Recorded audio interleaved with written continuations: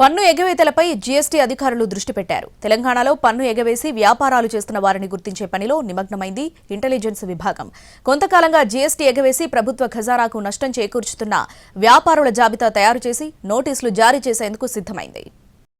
రాష్ట్రంలో పన్ను ఎగవేతదారులపై director general of GST intelligence కొరడా జులిపించింది. వందల కోట్ల వ్యాపారాలు చేస్తూ ప్రభుత్వానికి పన్ను ఎగవేస్తున్న వారిని అరెస్టు చేసింది. తెలంగాణలో పన్ను ఎగవేత కేసుకు సంబంధించి orange travels managing director Sunil Kumar రెడ్డిని జీఎస్టీ ఇంటెలిజెన్స్ అధికారులు అరెస్టు చేశారు. సునీల్ రెడ్డికి చెందిన కంపెనీ 28 కోట్ల జీఎస్టీని ఎగవేసిందని అధికారులు తెలిపారు. రాష్ట్ర వ్యాప్తంగా జీఎస్టీ ఎగవేతకు వ్యతిరేకంగా చేపట్టిన కార్యక్రమంలో అధికారులు ఈ ఉల్లంఘనలను గుర్తించారు. తనిఖీల సమయంలో సునీల్ రెడ్డికి సంబంధించిన ఫైలింగ్లలో తీవ్రమైన వ్యత్యాసాలు అధికారులు గుర్తించారు. దీని తర్వాత అధికారులు సునీల్ రెడ్డిని అరెస్టు చేసి కోర్టులో హాజరుపరిచారు. సునీల్ రెడ్డి ఆరెంజ్ ట్రావెల్స్ ద్వారా ప్రయాణికులను ఒక ప్రాంతం నుంచి మరో ప్రాంతానికి చేరవేస్తుంటాడు. అయితే ప్రయాణికుల నుంచి టికెట్ ద్వారా జీఎస్టీ వసూలు చేసి ఆ పన్ను ప్రభుత్వానికి సక్రమంగా కట్టడం లేదని ఇంటెలిజెన్స్ అధికారులు గుర్తించారు.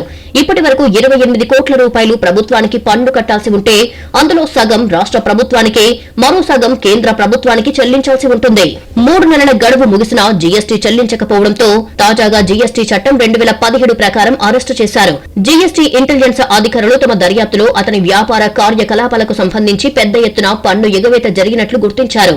ముత్యాల సునీల్ రెడ్డి బాల్కొండ కాంగ్రెస్ నియోజకవర్గ ఇన్ఛార్జిగా పనిచేశారు. Orange passenger transport private limited ఎండీగా కొనసాగుతున్నారు. గత అసెంబ్లీ ఎన్నికలలో బాల్కొండ నియోజకవర్గం నుంచి కాంగ్రెస్ అభ్యర్థిగా సునీల్ రెడ్డి పోటీ చేశారు. ఆ ఎన్నికలలో బీఆర్ఎస్ అభ్యర్థి వేముల ప్రశాంత్ రెడ్డి చేతిలో ఓడిపోయారు. ఆయన వ్యాపార సంస్థలు నడుపుతూనే రాజకీయాల్లో చురుగ్గా ఉన్నారు. ఆయన అరెస్టు ఇప్పుడు రాజకీయ వర్గాల్లో కలవరం రేపుతోంది. సునీల్ కుమార్ ఆర్థిక లావాదేవీలపై దర్యాప్తు కొనసాగుతోందని అధికారులు తెలిపారు. Trillion lead factory private limited MD చేతన్ను సైతం జీఎస్టీ ఇంటెలిజెన్స్ అధికారులు అరెస్టు చేశారు.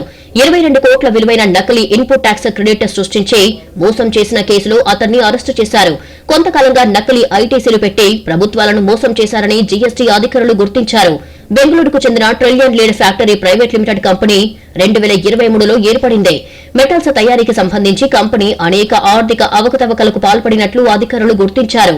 పన్ను ఎగవేతదారులుగా అనుమానిస్తున్న ఇతర వ్యాపారవేత్తలు, రాజకీయ ప్రముఖుల రికార్డులను పరిశీలిస్తున్నామని జీఎస్టీ అధికారులు తెలిపారు.